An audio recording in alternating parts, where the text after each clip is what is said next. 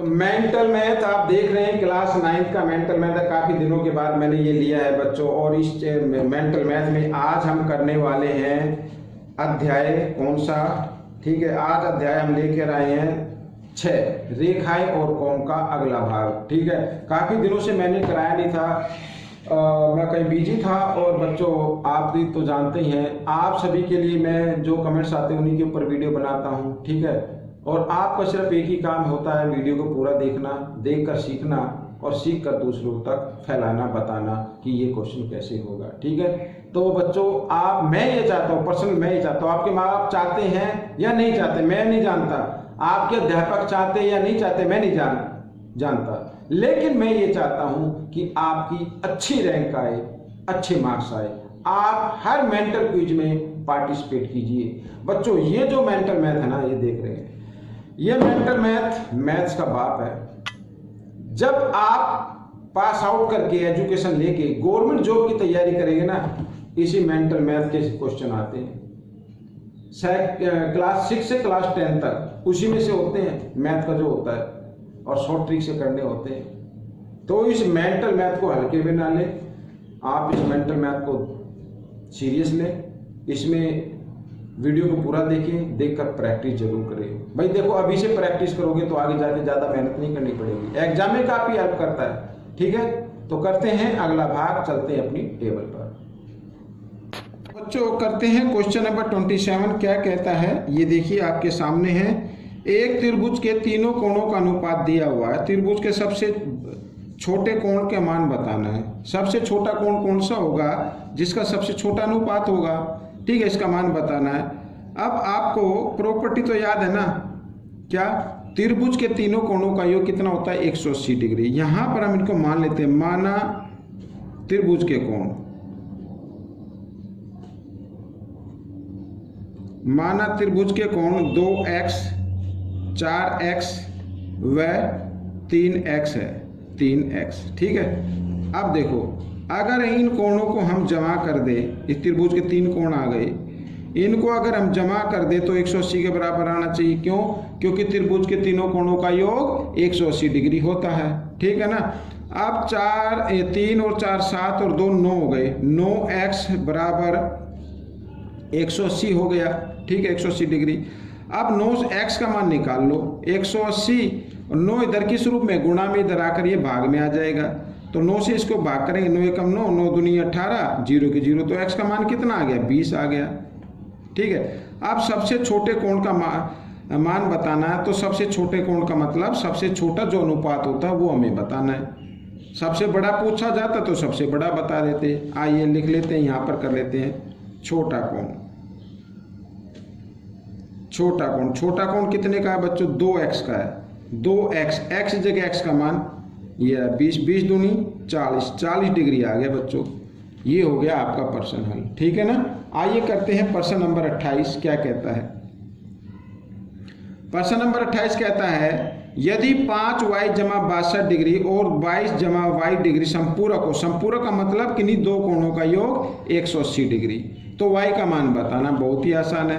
आप क्या करें भाई, ये संपूरक है ना, पहला कोण तो ये है, ये सॉरी यहाँ पर, और दूसरा कोण ये आ गया।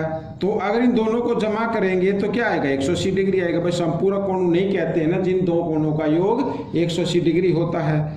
अब क्या करना है, अब इसमें y दिया हो तो 5y और 1y, कितने y हो गए, 6y हो गए, यहाँ पर 6y, ठीक है। और ये दिया है ये 60 डिग्री और ये 22 डिग्री दिया हुआ है। 60 और 22 कितना होता है, 82 डिग्री होता है, ठीक है। तो आपको क्या करना है, इस 82 को आपको लेके आना है इधर दाएं तरफ, तो ये हो जाएगा घटा में इस तरीके से। अब घटा दीजिए, ये 6y और बराबर 10 में से 2 गए 8, ठीक है। यहाँ पे रह गया 17, 17 में से हमें क्या करना है, 8 घटाना है, तो 9 आ जाएगा, ठीक है। क्या आ गया, 9 आ गया। अब 9 आ गया तो ओहो यहाँ पर ये गड़बड़ हो गई, 62, ये 62 डिग्री है बच्चों, तो ये कितना हो गया, 84 हो गया, ठीक है। यहाँ पे गड़बड़ हो गई, ये आ गया 6, इस तरीके से, ठीक है। अब क्या करना है, y का मान निकालना है। 9 6, 96/6 इधर गुणा में इधर आकर ये भाग में आ जाएगा, 6 से काट देंगे, 6 कम 6, 6 6 36। y का मान कितना आ गया? 16 आ गया बच्चों। ये ही आपका उत्तर बन गया। अगर पूछ लिया जाए कि कोण ज्ञात करो तो तब आप इस इक्वेशन में और इस इक्वेशन में y का मान रख देना, आपका आंसर आ जाएगा। प्रश्न नंबर 29 क्या कहता है? प्रश्न नंबर 29 कहता है यदि ए बी समांतर है सी डी और ए बी ई, यहाँ पर ये लिख दिया मैंने, और बी डी की वैल्यू भी लिख दी है, तो ई डी सी का मान हमें बताना है, ये हमें बताना है, ठीक है ना। आइए करना शुरू करते हैं। सबसे पहले देखो बच्चों, दिया हुआ ए बी समांतर है सी डी के, ठीक है, या हमने ए बी को हमने एफ तक प्रोड्यूस कर दिया, एफ तक बढ़ा दिया, तो इसका मतलब या ए एफ समांतर होगा सी डी के। ए एफ, भाई एफ उसी लाइन पर है तो ए एफ समांतर होगा सी डी के। अब ये दो समांतर रेखाएं हैं, तो इसके बाद ये क्या है बच्चों, यहाँ पर ये 2 समांतर रेखाएं हो गई, तो ये एक तिर्यक रेखा हो गई। ये क्या हो गई? एक तिर्यक रेखा हो गई। तो सबसे पहले अगर हम ये कोण ज्ञात कर लें तो उसके बाद ये कोण अपने आप आ जाएगा संगत कोण से, ठीक है। तो ये कोण हमें ज्ञात करना है, ये कोण हमें ज्ञात करना है। अब आप क्या करेंगे? अब आप त्रिभुज लेंगे, त्रिभुज बी ई एफ, ये वाली त्रिभुज लो, यहाँ पर लिख देता हूँ, त्रिभुज बी ई एफ में, ठीक है, त्रिभुज बी ई एफ में ये कोण, ये वाला कोण जिसका नाम है ई बी ए या ए बी ई, ठीक है, कोण ए बी ई एक बाह्य कोण है, एक बाह्य कोण है, ठीक है। त्रिभुज बी ई एफ में ए बी ई एक बाह्य कोण है, और बाह्य कोण जो होता है इसका हम 1 मान लेते हैं, ठीक है, यानी कोण 1 जमा ये 20 डिग्री, ये बराबर होता है 130 डिग्री। 30 है ना, 50 है, 50 मैं देख लेता हूँ बच्चों कितना, यहाँ पर 130 डिग्री है, ठीक है, कई बार जल्दी में ऐसा लग जाता है, तो 130 डिग्री है ये, ठीक है, 130 डिग्री के ये बराबर होगा। यानी बाह्य कोण, यहाँ पर चलो मैं लिख देता हूँ, किसी त्रिभुज में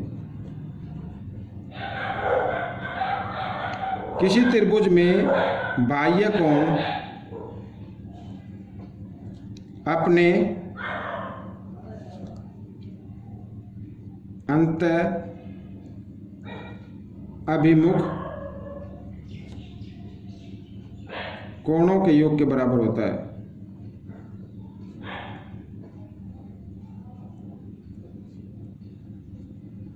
ठीक है, ये होता है। अब एक की मान निकालना है, ये देखो 130 डिग्री, ये 20 इधर जमा इधर आकर ये घटा हो जाएगा ऐसे, और कोण 1 का मान कितना आ जाएगा? 110 डिग्री आ जाएगा। अब यहाँ पर मैं लिखता हूँ, देखो ए एफ समांतर सी डी व, ठीक है, ये दोनों समांतर होगी तो ये क्या हो गई? तिर्यक रेखा हो गई। ई डी व ई डी एक तिर्यक रेखा है।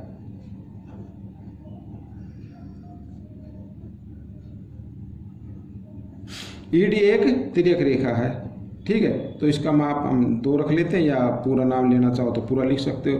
तो कोण 1 बराबर होगा कोण E D C. E D C ये कहलाते हैं संगत कोण। ये क्या कहलाएंगे? संगत कोण। एक ही दिशा में ऊपर की तरफ बना, ये भी ऊपर की तरफ बना, तो दोनों कोण क्या होते हैं? बराबर। कोण 1 का मान कितना? 110 डिग्री, तो ई डी सी का भी माप कितनी होगी? 110 डिग्री होगी। ये आपका उत्तर हो गया। ठीक है, आइए करते हैं प्रश्न नंबर 30। ये रहा आपके सामने प्रश्न नंबर 30। क्या कहता है?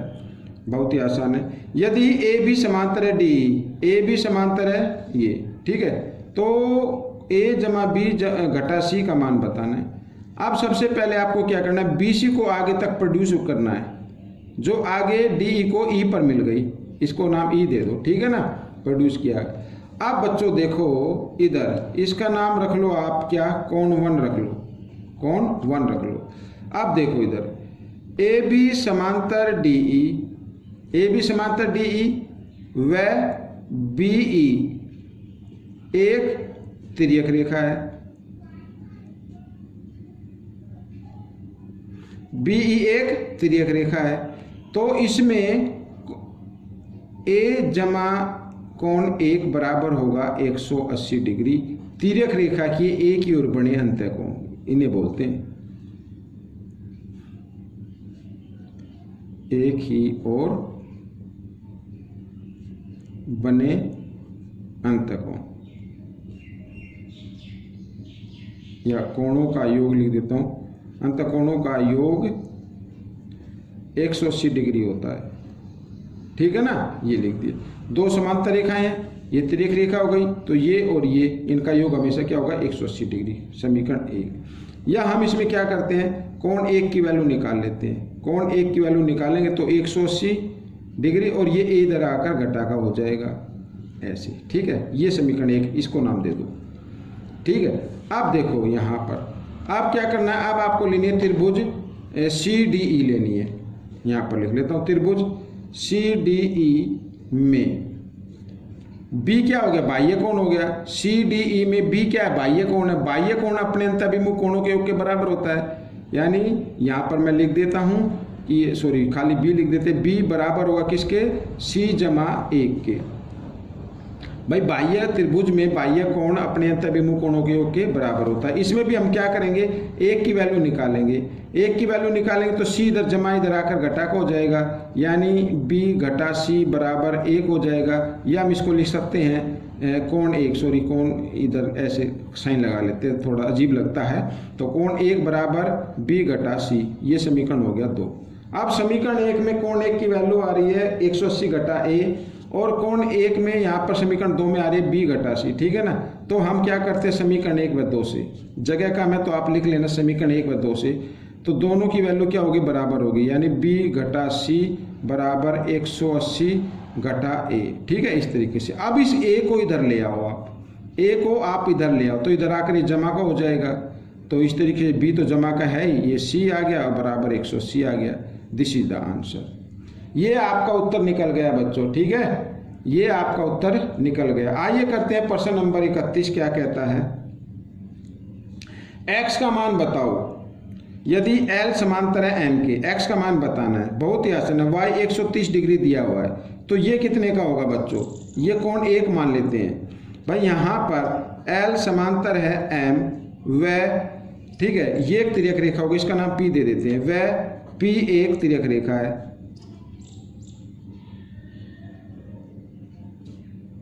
ठीक है, ये तिर्यक रेखा हो गई। तो कोण 1 बराबर हो गया 130 डिग्री। इन्हें बोलते हैं शीर्षाभिमुख कोण। क्या बोलेंगे, शीर्षाभिमुख कोण। शीर्षाभिमुख कोण बराबर होते हैं, ठीक है, समझ में आ गया। अब देखो ये L समांतर है M के, और ये तिर्यक रेखा की एक ही ओर बने अंतःकोण हो गई, तो इनका यानी कोण 1 जमा x बराबर इनका मान होना चाहिए 180 डिग्री, ठीक है। यही कंक्लूजन इसमें लिख देना, जो परिभाषा मैंने लिखी है।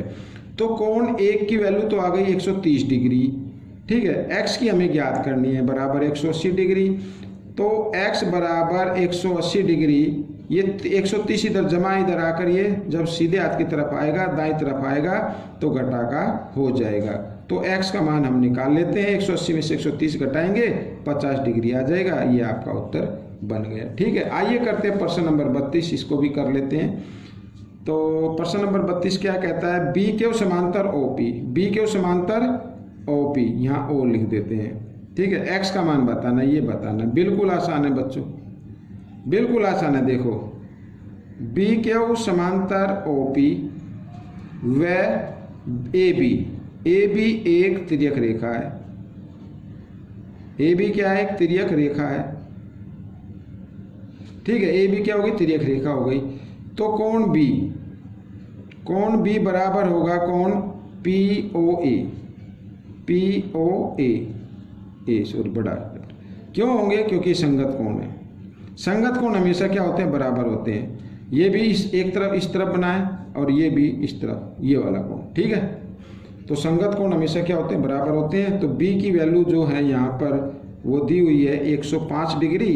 तो कोण POA की भी जो मान आएगा वो 105 डिग्री होगा, ठीक है। आप त्रिभुज लेना है यहाँ पर, ये वाला, यहाँ पर कोई नाम दी तो आप इसको C रख ले सकते हैं। AOC में त्रिभुज AOC में ये जो x है ना ये एक बाह्य कोण है। नाम पूरा चाहो तो पूरा भी लिख सकते हो, बाह्य कोण है, ठीक है। पूरा नाम चाहो तो ACP भी लिख सकते हो। अब ये जो x है ये बाह्य कोण है, ये अपने अंतःभिमुख कोणों के योग के बराबर होता है, यानी POA, ये POA और यहाँ पर कोण A, ठीक है। मैं इधर लिख देता हूँ, कभी आप सोचें, देखो COA बराबर होगा कौन, POA, ठीक है, क्योंकि O उसी लाइन पर COA POA यही कोण लग रहा जो बीच में दिया हुआ है। अब x का मान क्या आएगा, POA है 105 डिग्री और A है 25 डिग्री, दोनों को जमा किया तो आ गया 130 डिग्री। हो गया बच्चों प्रश्न।